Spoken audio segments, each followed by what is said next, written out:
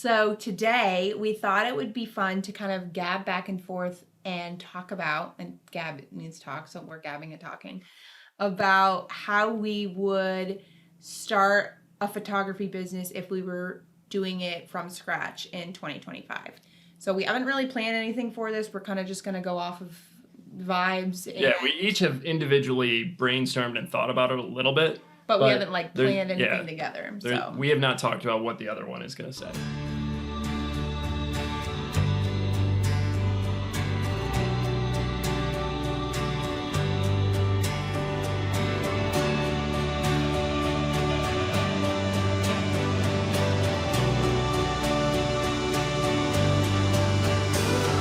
So maybe you want to open up with a start of what you would do. Yeah, so, well, I guess we'll start by talking about how we started our business. So going even before that, how we got into photography. So we got married in 2016. Before we got married, I actually bought my first DSLR camera because I wanted Laura's sister. First fancy camera. Yeah, fancy.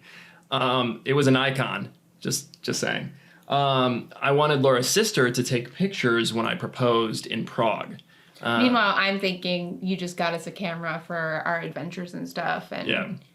So, which is but kind of true, I had a plan for it. It was for the proposal. So I bought this camera. It became a hobby of ours then. When we got engaged, then when we got married, it was a hobby. So right after we got married, it was like pretty quickly that Laura started actually booking some paid shoots because, she just caught on really quickly. She loved doing it. People saw her work. And so there were a couple paid shoots. I made her a website and we kind of, she just started building a portfolio, shooting whatever she could. She did. Yeah, it was everything. Couples, families, newborn. Seniors. Use Second Shot for some weddings. Yeah, senior photos. You literally did everything. And newborn? Yeah, newborn. I think I said that. Oh, did I? I don't know. So you were just shooting everything. I made you a website, and then it kind of just grew a little slowly. For the next did engagement photos that turned into weddings. Yeah. And then so I was just kind of doing that kind of on my own. I mean, you were you were doing it at first on the side, and you had another job, and then eventually you quit your job to just focus on that. And then shortly after that, the nonprofit I was working for, they moved my department, which was the fundraising department. I did marketing in the fundraising department. They moved that to Florida, and we lived in New York. So now I had no job. You had a job. It was just with me. Yeah, but we had been talking about me joining you full time. Yeah, anyway. It was just the jump that we needed. We were saying for a while that you should join me, and we just didn't take that leap until you had to. Yeah, so now I had severance pay, and I had no official job, so it was perfect timing. So I joined you full time, and we really started focusing on booking as many sessions as we could. We kept our price low. We booked a ton of sessions, specifically couples photos, because we knew that we wanted to niche down to couples photos, weddings, and then eventually we would work towards elopements once we figured out eloping was actually a thing. We didn't really even know what that was. Yeah. So that was kind of the progression for us. So that was, now we've been doing this professionally for almost 8 years. Crazy. Yeah, it is crazy. So obviously it's a little different now, but not a lot different. The process is still the same, but 2025 is, it's a different time. There's different competition, different challenges, different ways to market yourself. So yeah, we can kind of talk about, from scratch, if you have no portfolio, you have no experience professionally, maybe you just have a camera and you take some photos for fun. How do you start a photography business? What would you say is the first thing? Just coming off the top of my head, so don't. I would obviously work on getting a portfolio because that's one of, you have to build a website, but you have to have a portfolio in order to make your website buildable, So I think what I would do right now I would start an Instagram and a website with you making all of that, but I would do model calls and I wouldn't necessarily word it as like free shoots. It would be like, hey, I need a model for this and I'll do this in exchange for photos. So it's like you're giving something and you're getting something. So not like, hey, who wants free photos, but more of like, You give me, I give you. So I would do that based on like what I was looking to have as my portfolio. So if it was elopements, then I would do some kind of elopement shoot and do a model call. So I don't disagree. Portfolio building should be the first thing that you focus on. Thank you. But I think one thing that is challenging about that is most photographers, and really all photographers, when they're in that stage, they don't know what niche they want to focus on. Yeah. So Well, and they might know what niche they think they want to focus on until you start doing a bunch of things. Like, for Yeah. instance, I thought I would want to be doing like weddings, and then we got into elopements, and I was like, oh, I'd much rather be doing that. So you kind of like don't know until you like dip your toes in. Yeah. And so you kind of have to, it's like a 2-part stage. It's portfolio building, but it's also niching down and kind of testing the waters to see what you want to do. And niching is super important in general, not just for like what you shoot, obviously, but how you're going to build your brand and your website in general. So like your niche will define how you post on Instagram and TikTok, and your niche will define, you know, the copy of your blog post on your website and how you talk to your ideal clients and things like that. So, or even how you have phone calls with potential clients and stuff like that, all is determined by your niche. And so that is the niche, and the portfolio are like the first things that you really need to nail down. And that's a good point. So you, as you're starting to get into photography and you're growing a business and you're reading stuff online, you will see a lot of conversation from people, other photographers, who talk about whether or not you should niche down or you have to niche down, and how, you know, I see photographers sometimes who say like, I don't believe in niching down. I think it's stupid that everybody pushes you to. You know what I just saw? Sorry. Go ahead. This is funny though.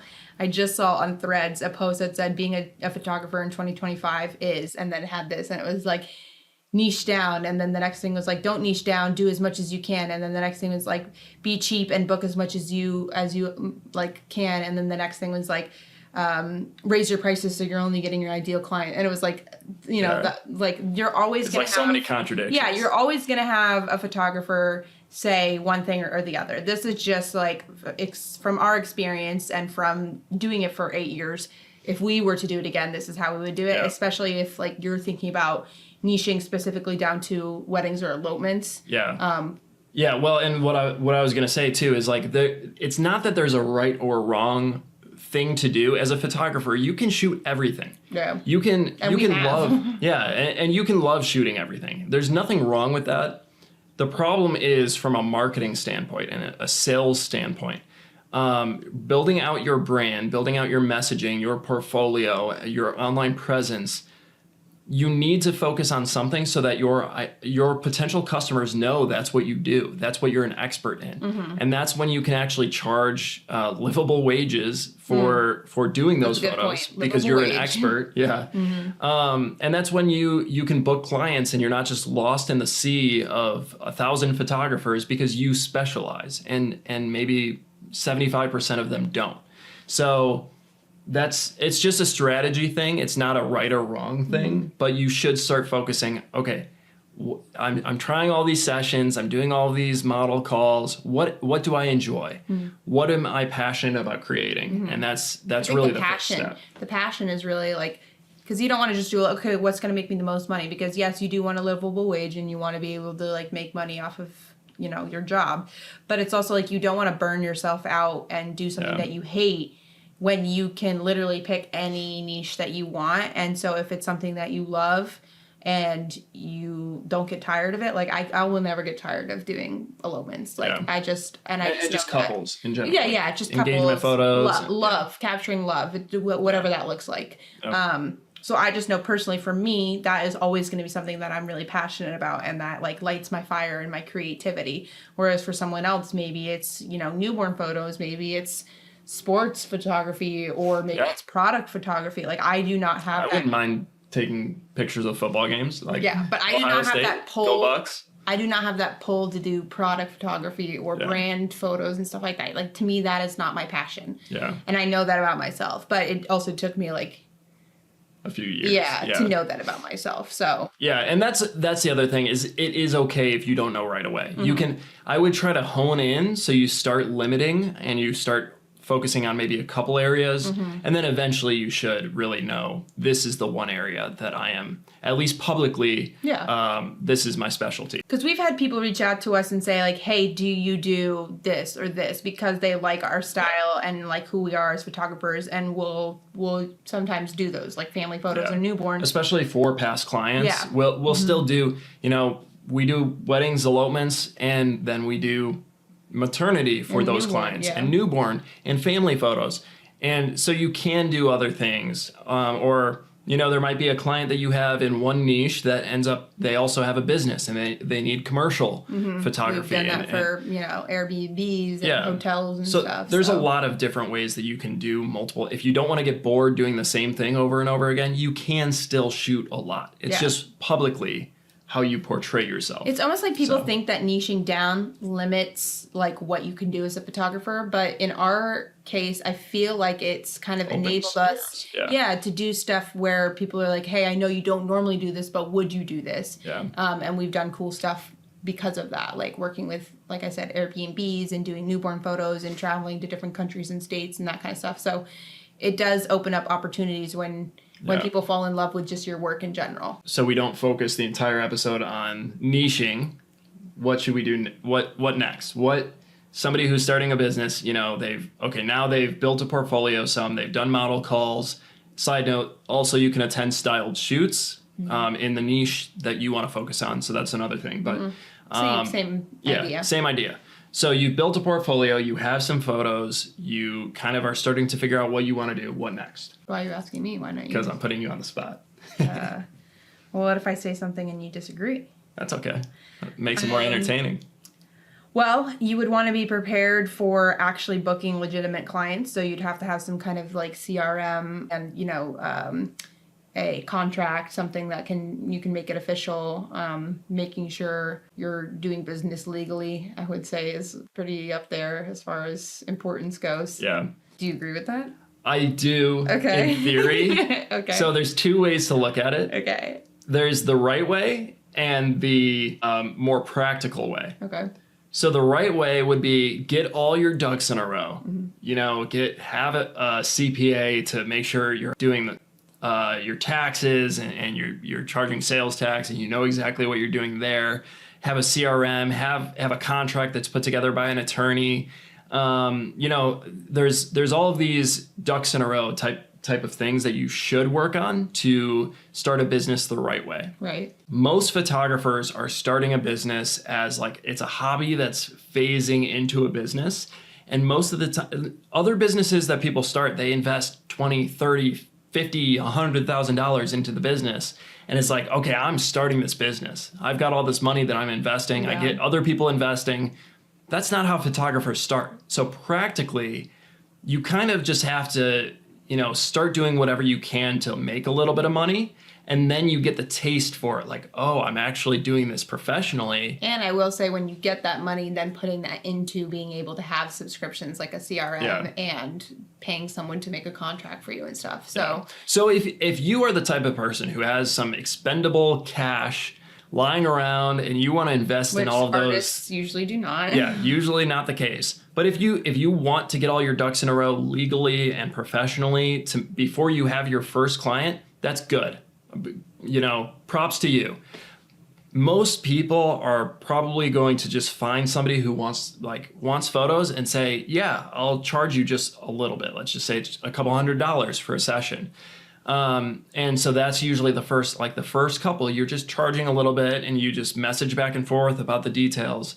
And then after you get the taste for that, then okay, I can invest, reinvest this money and get a contract together, get a CRM together, start working on some processes. Then what would you do? So that's what I would do first. You have the portfolio. Now you're posting your work online on social media, letting all your family and friends know about it. So, hey, I'm doing this professionally now. I'm trying to take more pictures. Does anyone want photos?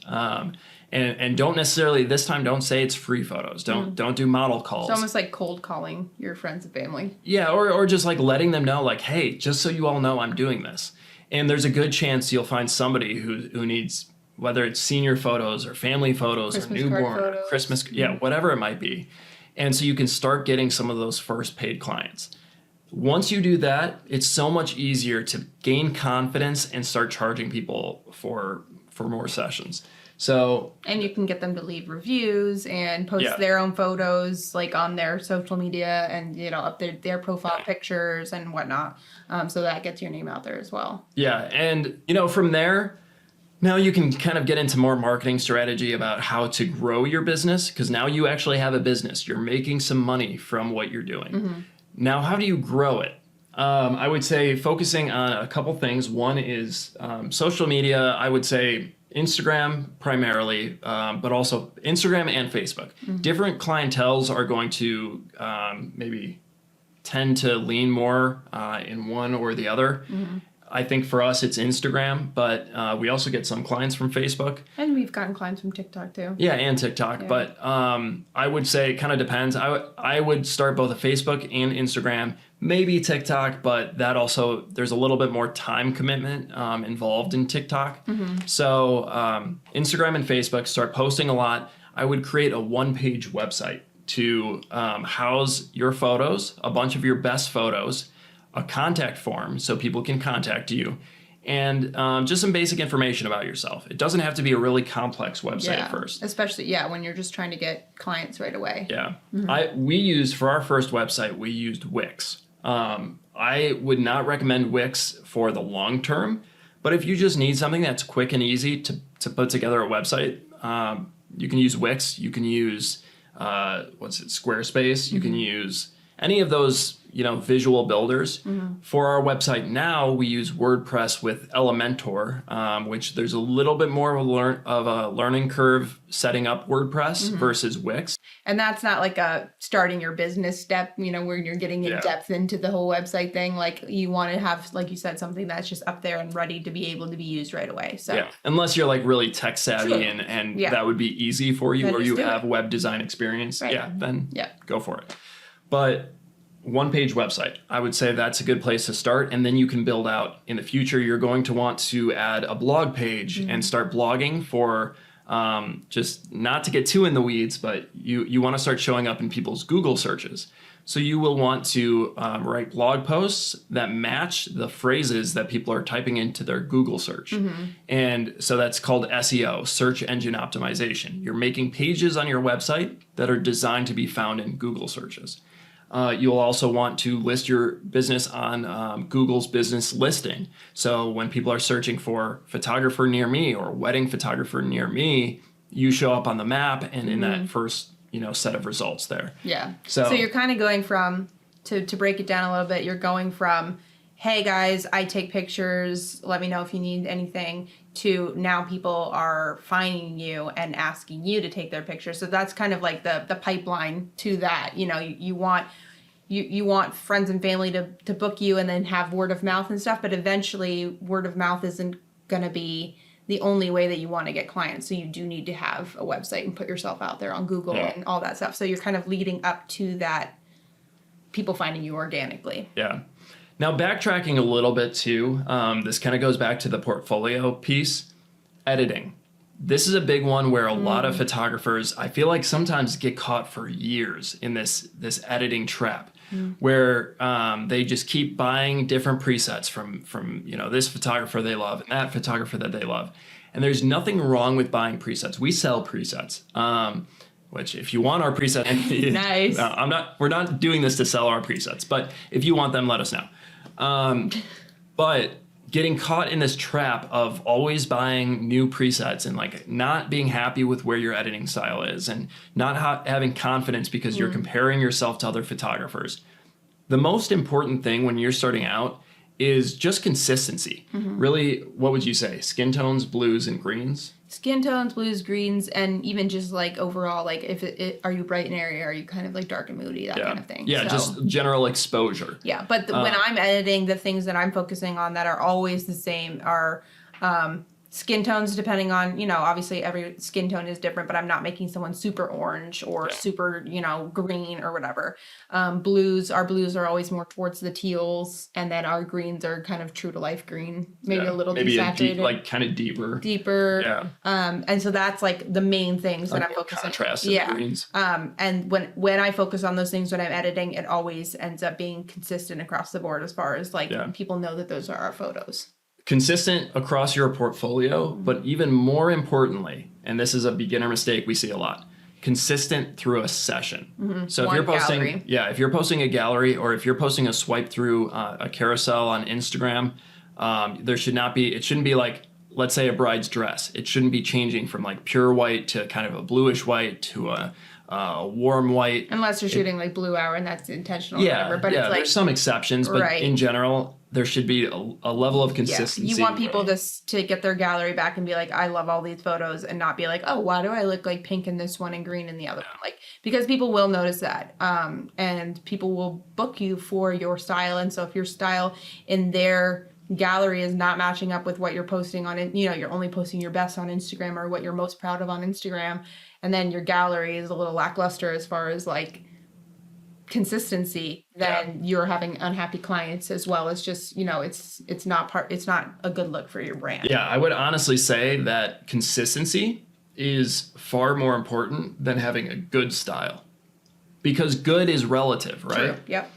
Like what I think is a good style and what Susie on the street thinks is a good style, they could be completely different things. Which is why people book different photographers based on their different preferences. You're always going to find someone that's going to love a specific style. Yeah, like we personally really don't like photos that are super overexposed, where, a wedding dress and the sky kind of like blend in together because the whites are just peaking. And those photographers have hundreds of clients. So we're just not their ideal client. And there are people who love that because it feels happier and brighter. We don't like it, but it's just our personal style. We like something a little bit moodier, more cinematic. And when people reach out to us, they say, we love your style. We love how dark and moody and cinematic and whatever. Same thing with the like orange, like overly orange. Well, I say overly because I think it's overly. Right, but people love that. Style of like the out west, kind of the California surfer style is how I think of it. Or like Hawaii. I think of like Hawaii. So there's no right or wrong. Looking for that too. Yeah, so don't get caught in the trap of like, you need your photos to look like this other photographer's. People who love your photos are going to book you for your photos. Yeah. So just do, And there will be people who love your photos as long as you're consistent with how your photos look. If you're inconsistent, they don't know if they're going to love your photos or not, because they don't know what to expect. Right. So focus more on consistency, less on like just always buying new presets and trying to figure out what you want them to look like. You'll eventually figure out what you want your photos to look like. And there is like, to kind of finish off that thought, there is like, something to be said about different weddings or elopements having a little bit of a different vibe. That doesn't necessarily change the way that I edit color-wise, but maybe I'll make something more grainy, or I'm intentionally making it feel a little bit more like softer or blurred, or I put like a saran wrap on my lens to make something a little bit more. But that's not changing the overall vibe of the gallery itself, but it is kind of like playing into different people's aesthetics on their elopement day. So, if you're doing blue hour, it might be a little bit more blue than it usually is when you're editing, but that's because the lighting is different. So there is wiggle room to not be like, oh, I have to make this exactly how I always make it. But in general, overall, people should be able to look at your galleries and go, oh yeah, that's her style. That's what she or him, he usually does. So you want to be recognizable in that as well. Yeah. So I think we covered that well. So then we talked about the one-page website and, putting yourself out there. We talked about making a Facebook, Instagram, starting to post as frequently as you can. Don't burn yourself out, but you should stay consistent. That's the most important thing. More important than what you write as your caption or how many photos you share in a single post or any of that is just consistency. Yeah. So those things are important. Then, going a step further to continue growing your business, I would recommend looking into running Facebook ads and Google ads.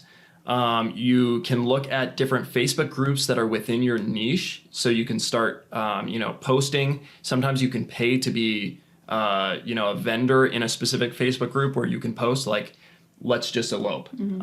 Vendors can sign up for that elopement Facebook group to be able to post and advertise themselves. You can do things like that, or sometimes your local, like your town Facebook group. Like if there's a community Facebook group for your town, some of those allow businesses to post. So you can do some of that, but also Google ads, Facebook ads. I won't get into the strategy behind them. Yeah, that's a whole different Podcast. podcast. Which, if you want me to, I can talk about those things in another video. But yeah, so learn some of Keeping it that. topical. Search engine optimization. I mentioned that you should learn that. Learn how to build your website out in a strategic way to show up on Google and hopefully start showing up near the top of the search results for you might not realize this yet, but there's a whole different, it's like a whole competition there between businesses to show up in the forefront of Google. So The silent war. yeah, it is. It really is. So that takes a lot of research and time and effort, and you want to start investing time into that. Now, these are all things that you can outsource. You can hire an SEO agency or a Facebook ads agency, Google ads agency. Probably not what you want to do right when you, like, if you're not making money off of your sessions, it's not at that point, I think, worth it, unless like you said, have some kind of disposable income where you can do that. Yeah. Because you also are going to gradually be learning processes about, okay, as I'm communicating with people, as I'm emailing or texting and trying to book this client who reached out to me, how do I go about this to make the process smooth, to give them a good experience, to actually get the booking, to convert them into a client from just somebody who's interested into somebody who's actually signing and paying. Right. So you're figuring all of this out. You don't want to spend all of this money on generating leads for your business before Unless you can convert them. Yeah, before you actually know how to convert them and give them a good experience. Right. So then there's that. Then I think as you're starting to figure some of that out, you start getting more clients and you have a better system in place. That's when you're going to want to start putting more intentional effort behind raising your prices. Chances are at this point, you're not charging enough to really live, and not necessarily live off of, but enough money to make it worth the time, effort, emotion, and money that you're putting into it. and as well. money. Yeah, all of this is an investment into a business. If you are a business owner, you shouldn't be striving for barely making ends meet. Yeah. You should be striving for actually providing, ideally generational wealth for your family. Like you're a business owner. You should be making money as a business owner. You shouldn't just be kind of skating by. So you want to start thinking about it in terms of, okay, how do I actually turn this into a profitable business? Not just A business. a hobby where I'm making a little bit of money. Right. Yeah. And I think if more photographers thought about it that way, it would be better for the industry as a whole. And there's nothing wrong with hobbyists who, they're just doing it on the side and so they charge very little. But I think people who do it as their full-time job need to realize that it's their full-time job and it's a business. It's an investment. And your time and So- your art is worth what you want to charge for it. Yeah. So I'll get off my soapbox. I'm passionate about that topic. Yeah. So let's break it down again really quick. So Yeah. if we kind of take what we talked about and kind of just put it down into like the basics, it would be finding your niche and building your portfolio, and those kind of happen relatively at the same time as you're doing that. Yeah, it's a process. Right. I would say maybe the first month you should really just throw yourself at that. Yeah. Don't worry too much about like in the first month getting any paid clients. Just focus on the Right. portfolio Build and your portfolio. niche. If you kind of already have a portfolio, you can kind of do a hybrid of that. It's like, Yeah. hey, I'm doing a discounted session. You can kind of, however that works out for where you are in your business building process. But yeah, so portfolio and niche. And then we said, From there, what did we say next? We said making a Facebook and Instagram Yep. so you can start sharing your and a photos website. and a one-page website. A basic, simple one-page website makes you look more professional. just throwing this out there too with the website. Ideally, I would. It's a small investment. I would get your own domain name. So it's not like a, laurapinkard.wix.com, which I think is how you started for the first definitely month or was, so. yeah. But it was pretty quick that I ended Yeah, up getting you're you like, okay. laurapinkard.com. Yeah. And then eventually we did the Pinkards. Yep. So website with your own domain if Yeah. you can. And then from And then there, getting paid clients. yep, getting a couple Whatever paid that clients. looks like for you. Yep. Yep. And then investing in some of the legal and professional side of things with a contract and CRM. a CPA. Mm-hmm. Yeah. And you want a gallery hosting service like PicTime or Pixieset to Mm-hmm. actually share your galleries with clients. And so you start investing in some of these tools that help you present more professionally and protect yourself too. Mm-hmm. So then from there, what do we say next? Growing your business Mm-hmm. with Ads. ads, SEO, and even getting into some Facebook groups, but really trying to do more marketing effort. And Because then you have everything that you just did behind you to be able to push out for those ads and things like that. So yeah, you and have a brand basically. another trap that photographers sometimes get caught in is investing too much in gear and not enough in marketing. So you'll notice that there was no point in this Oh yeah, we didn't. I didn't even in think the of last that. 20 minutes or whatever, however long this video is going to end Right. up being.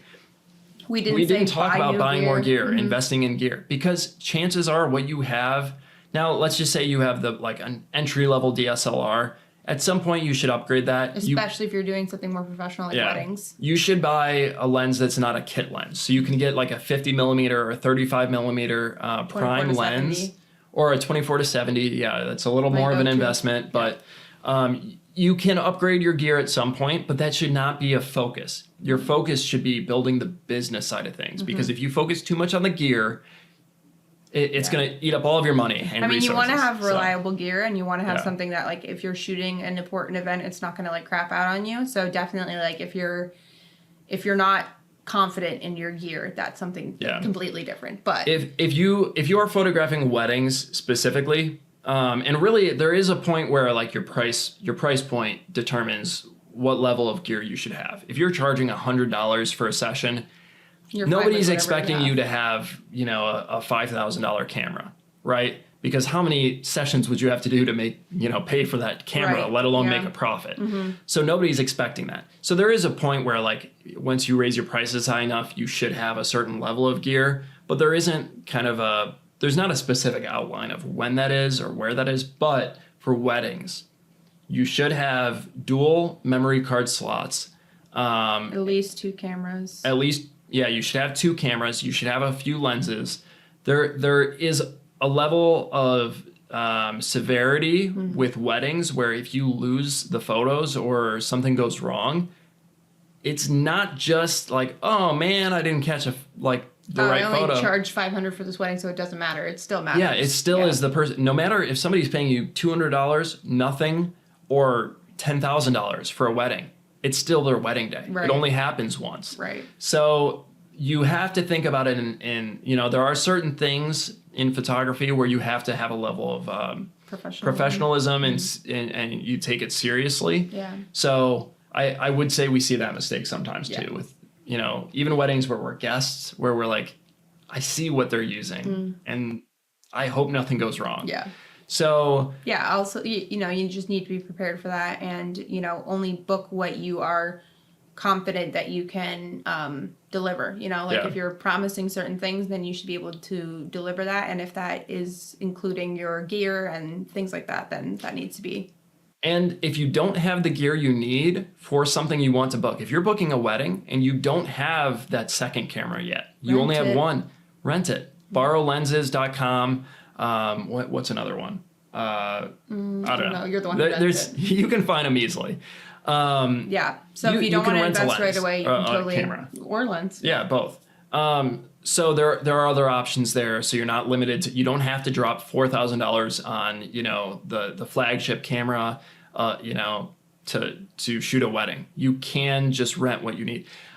Side note, I think you just filmed another video talking about the Nikon Z6 III. Nikon actually sent us a couple Z6 IIIs.